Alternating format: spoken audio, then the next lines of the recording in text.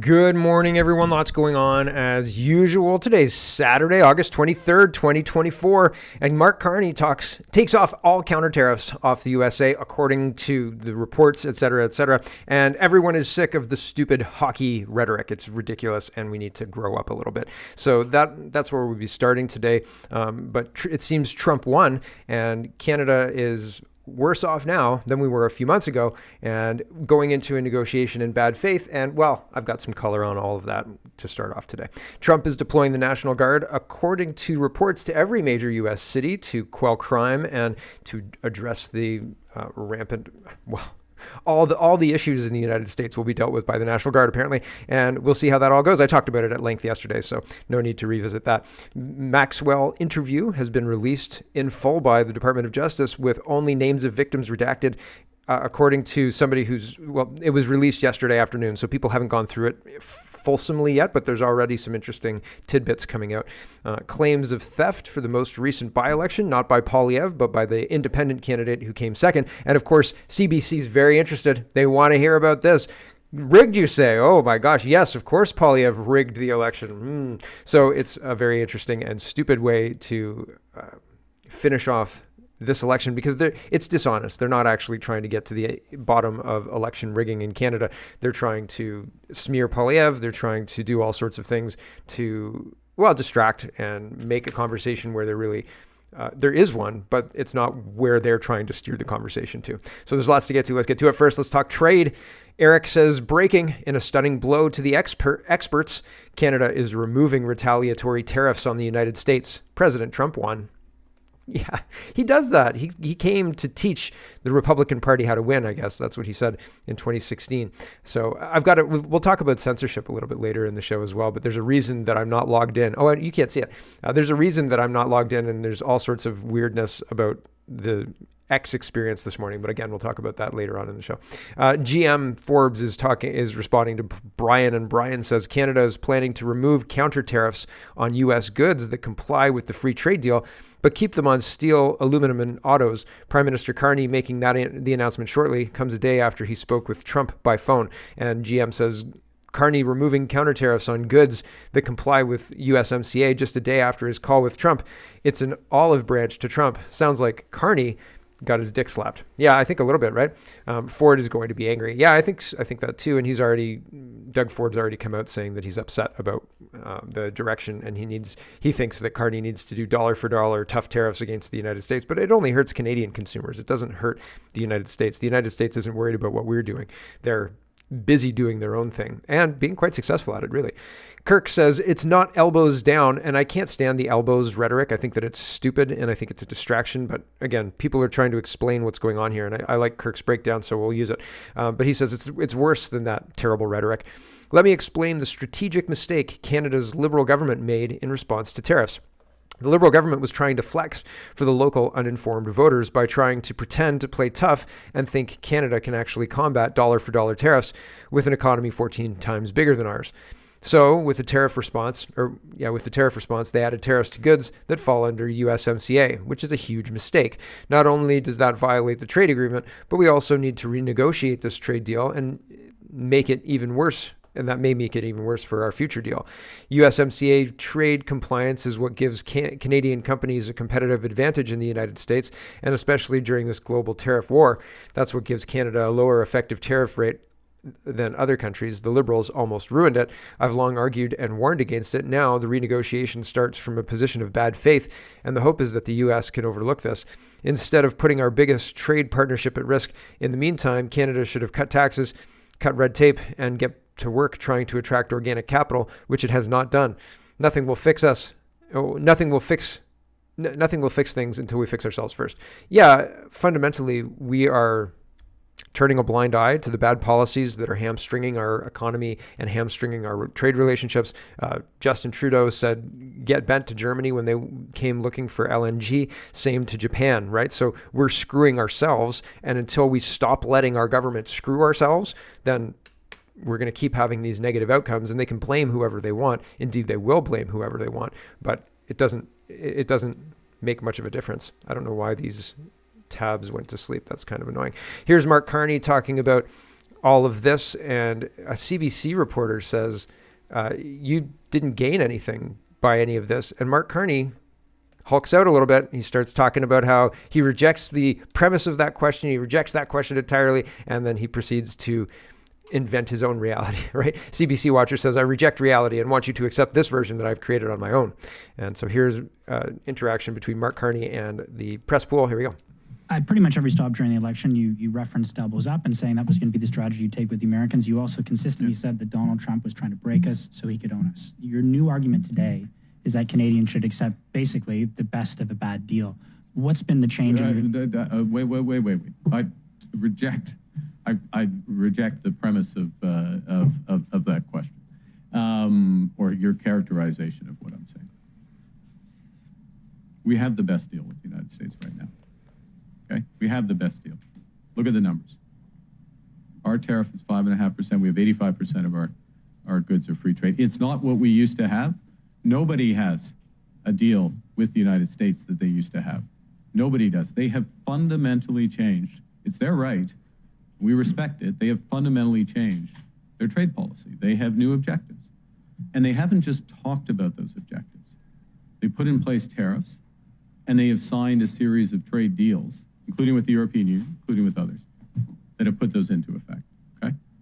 So we're in a position where we have held out, not signed a deal that we don't agree with or that we don't think is in the best interest of Canadians, but and focused on, and we will remain focused on those strategic sectors to the best interests of Canada first. Of course, America will focus on the best interests of the U.S. But we do so from a position where we're respecting, with this decision, we're respecting our agreement with the United States, and we are matching what they have done. That puts us in a good position for the next phase of these negotiations. The next phase of these negotiations. And he's again going back to the hockey rhetoric. Table Salt says, Carney explains his capitulation on U.S. tariffs. In the first period, you drop the gloves and send a message. In the second period, you stick handle. That's basically it. And he takes a really long time to say it. We're going to listen to just a minute. I'm going to cut him off because he's as grating as Justin Trudeau. Here we go. Mr. Carney, thank you for taking our questions. Your critics are going to say that this is an elbows down approach, that you're backing down to Trump. What are you gaining by dropping these tariffs?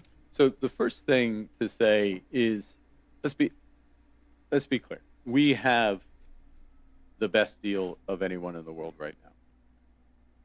We have the lowest tariff rate on average, a little over 5.5% versus that 16% average for the world, and in many cases much higher. We have that confirmed in an executive order of the president a few weeks ago. It's important that we preserve that. It's important that we preserve that. Well, we focus on two things: the strategic sectors, steel, aluminum, autos, lumber, and we focus on the upcoming review and likely changes to CUSMA. So we are matching something the Americans have done here first. And it's very significant, it's unique, we get the benefit. The second thing is, and I'll take your analogy, and I have played some hockey over the years, and there is a time in a game, in a big game, and this is a big game, when you go hard in the corners, your elbows up. The time in a game where you drop the gloves in the first period and you send a message. And we've done that pretty uniquely in the world. We happen to have the best deal with the Americans right now. I know. But there's also a time in a game where you want the puck, you want to stick handle, you want to pass, you want to put the puck in the net. And we're moving later into the game. And we're at that time of the game. And that's where the engagement is. What the hell is he talking about? Ridiculous. This is not a hockey game. Like, I know it's not a hockey game. You know it's not a hockey game. We all know it's not a hockey game. Ridiculous waste of time. Danielle Smith says Canadian tariffs on U.S. goods primarily hurt Canadian citizens and businesses, just as U.S. tariffs on Canadian goods primarily hurt American citizens and businesses. That has long been and will continue to be the government of Alberta's position on tariffs. That's why I support today's decision by Prime Minister Mark Carney to remove retaliatory tariffs on USMCA-compliant U.S. goods. I can't believe that we were violating the trade deal. What an idiot. I can't believe it. And we're waiting until September to repeal all this, September 1st. Okay, this is a positive step in the ongoing trade negotiations between our two countries. If Mark Carney called Donald Trump yesterday to offer up the olive branch of respecting our already established trade agreements, which were being respected by the United States, that's a crappy call. That's even worse than I thought. What have you got? Less than nothing. I've got bringing us up to the standard of which people expect us to behave. How about that, Mr. Trump? Right? Like, you've got nothing for me. I'm going to hang up on you. This is unbelievable, right? And I can't... What idiots! I can't believe this. Holy smoke.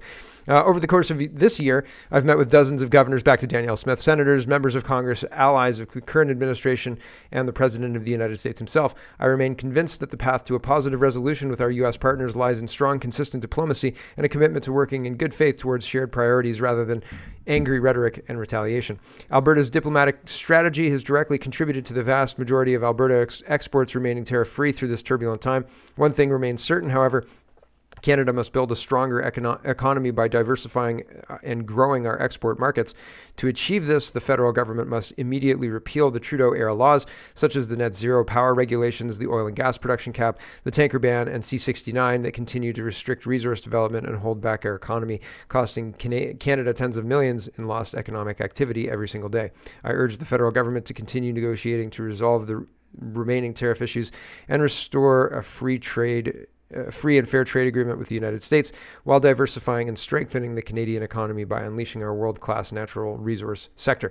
Right. So there are all sorts of opportunities, and if we are not stupid, perhaps we could take advantage of those opportunities with our partner, the United States. But it seems like we're stupid a lot of the time, and our politicians are doing things that sabotage our ability to develop our natural resources and make a lot of money where other countries are making a lot of money, and other countries are being able to reduce taxes and to take care of their citizens with that money, rather than having citizens robbed every day of their production in order to hand it over to other citizens who don't work, right? And that's weird that we do that. Weird that that's been normalized.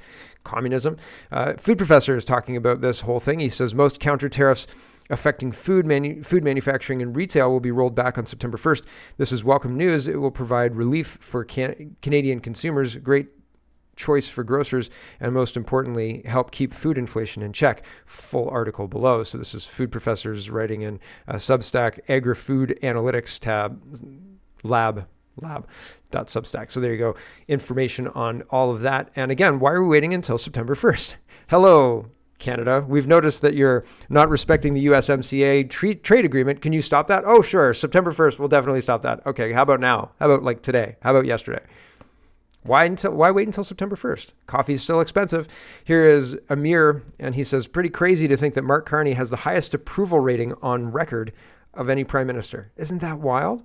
And here's the ratings from best prime minister to worst. Actually, we'll go number 11 to number 1. And their ratings. Okay, Joe Clark at 32% in 1979.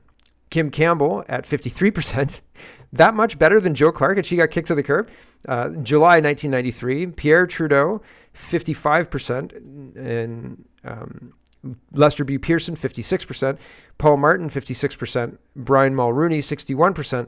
Stephen Harper, 64%. John Diefenbaker, 64%. Justin Trudeau, 65%. John Chrétien, 66%. Mark Carney, 67%. I don't believe this crap. I don't believe it. I think it's probably they're all manufactured numbers. They're all manipulated numbers. They're not real numbers. They're just the numbers that the pollsters kind of agreed on. But I don't think that reflects the actual number of Canadians who support them or whatever. It feels made up. It just feels kind of arbitrary, right? Anyway, here is Brian, and he is talking about CTV platforming the Stop the Steal campaign of Bonnie Critchley, who was the person who got 5,000 votes in the most recent by-election instead of the 40,000 that Pierre Poilievre got. And she's implying that there was some kind of shenanigans and that Poilievre didn't really win, that something else was going on. Meanwhile, there were shenanigans. There was the longest ballot campaign. There were all sorts of things like that to undermine Pierre Poilievre. And nobody wants to talk about or examine that. They only want to cast shade towards the Conservatives and Poilievre. And I mean, like, it's a dirty trick. and there is election interference, but this is not a serious examination of election interference, right? This is nonsense. And they know it's nonsense. That's why they're platforming it, to make people who say the elections are rigged seem crazy, right? But the elections are damn well rigged. They are all rigged. The polls are rigged. The performance things, right? Like this thing here, well, whichever one it was, the one that had all the prime ministers ranked, whichever one that one, it's all rigged. It's all rigged. None of it is true. It's all just selling us a story. And I don't believe it. I've stopped believing it all. They're trying to sell us a story by creating a coherent storyline that you'll accept. And that's doesn't really have anything to do with reality at all. And so when you start talking about reality, you start sounding crazy. And that's weird, right? Like, that's a weird place to be, because that's not how it used to be. So, or I wasn't exposed to that as much. And maybe I'm naive. That's possible. But I don't think that's how it used to be. I think that our politicians used to talk about real problems and try and come up with practical solutions to those real problems. And people who got in the way were sometimes removed, sometimes not, right? But sometimes Elizabeth May, but sometimes not, right? But a lot of the times they would get removed. And so, and as that deadwood, like Elizabeth May, gets carried on and on and on and on, when they don't do anything but obstruct, when they say, oh yes, the environment, this and blah, blah, that, trans, this and blah, blah, that, they degrade our ability to look at real problems and to solve them practically.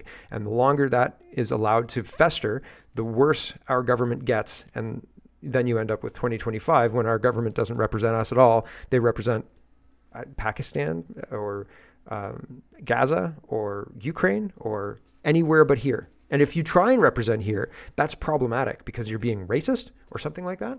I'm not sure. Ask Tommy Robinson. He's doing it in England and has done jail time for being a patriot. How dare he? Joe Warmington's talking about this as well. CP24 says half of Canadians would be, quote, ashamed to call Pierre Poilievre the prime minister, according to an Angus Reid poll. And Joe says, I don't believe this crap. Basically what I was just saying at length. But he says it's political propaganda.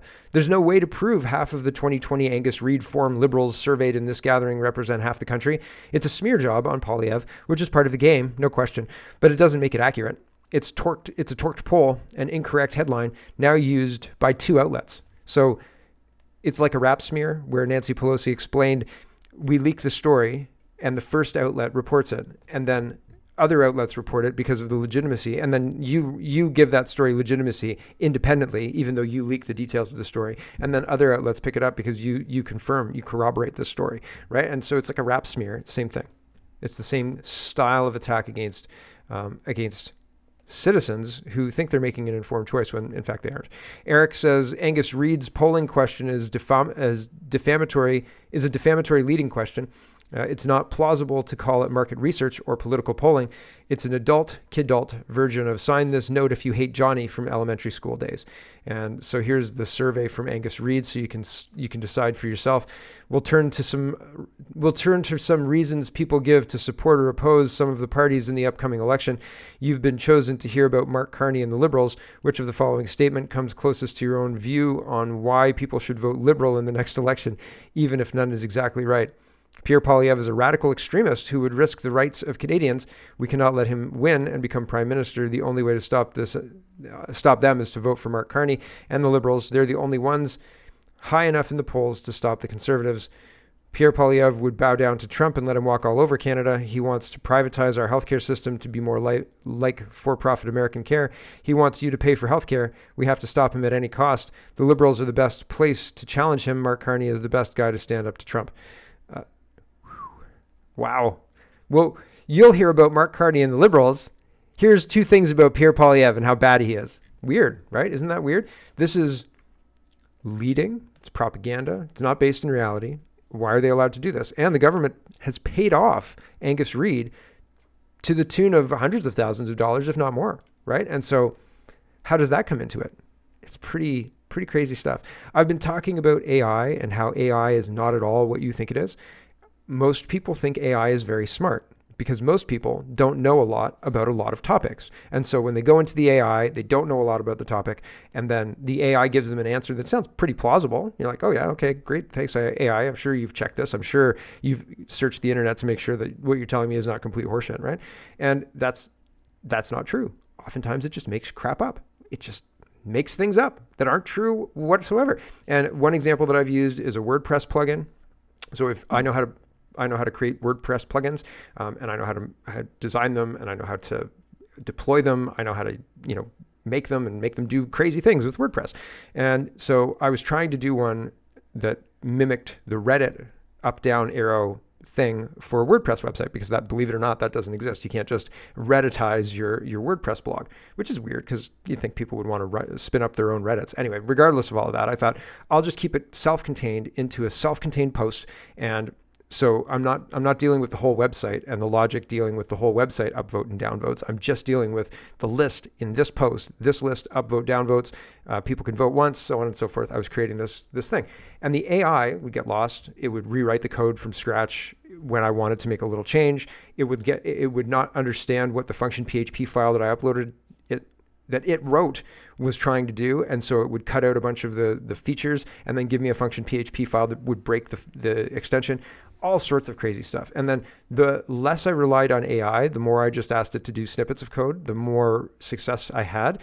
But at the same time, what's it's dumb. It's not doing, it can't manage all of the threads that even a medium, I mean, I wouldn't even say I'm medium good. Like I'm a passable programmer, but like I'm managing multiple threads in this app and, blah, blah, blah, blah. The AI can't do that, but it should be able to do that.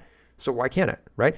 Another example is a young adult novel, mystery novel, young adult, 10 chapter, 12 chapter, something like that. That's, looking for the person who stole this thing. And so the AI gets lost. It forgets which characters are which. It forgets there's a character in it that's non-corporeal. So like it's like a ghost that comes back and like helps solve the mystery, but whatever.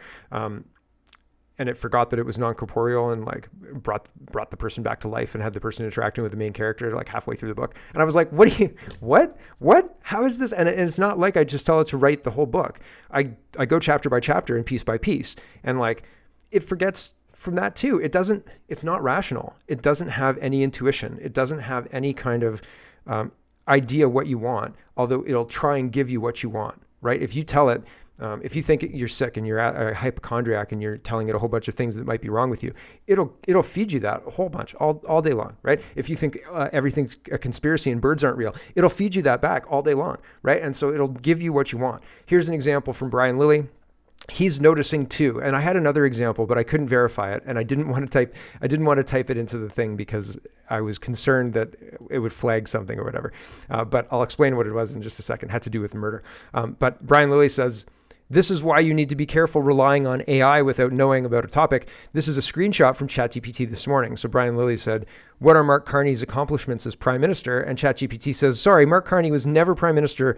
He is a well-known economist and served the government of the Bank of England from 2013 to 2022. If you're interested in his accomplishments in that role or as a financial policymaker, I can provide information on that. Never been prime minister, hasn't done anything of note," right? So it doesn't know. There's another tab I had, and it was a little video that said, it said to the AI, "I'm having homicidal thoughts." And the AI said, "Oh, that's terrible. A lot of times that has to do with childhood trauma, and the only way to satisfy it is by committing a murder." And then it went on to explain how to commit a murder and how to choose a victim and all sorts of other stuff. And I was like, what? So I didn't want to verify that because I thought, I'm sure there's going to be some kind of something flagging my account if I start typing in, like I'm having homicidal thoughts, which I am not. But I was interested to see if that's like, what would the AI respond to? But also, if you feed it with stuff, if you load it with stuff, like this is how I want you to respond to me when blah, blah, blah. If I say this, then you say that, and it'll do that. So when sharing AI stuff is kind of hinky, but I think when you're trying to accomplish a goal, like writing a young adult novel or writing something that a code-based thing that needs attention to detail, you can't rely on these things. It's not going to work. I got to hurry up. I've got stuff to do this morning. Yesterday, when I posted my YouTube video, it said it has to process for 24 hours. Processing to begin within 24 hours, and it didn't give me any stats. But it wasn't processed. It was published. It was published directly because it was streamed. It was live streamed, and they're just censoring. This morning as well, when I went on X, all of the now it's working.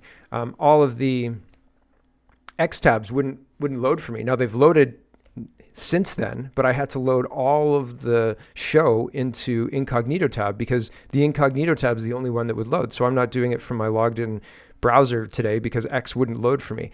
Now it has loaded for me now, but I was going to show you that it didn't matter what I did to the main X account. It would just load as a big X, but now it's loaded everything. So that's weird. But it would only load the X logo. That's it. Nothing else would load. And I was like, this is effing ridiculous. So pretty brutal. Sean says, let the protesters fail to realize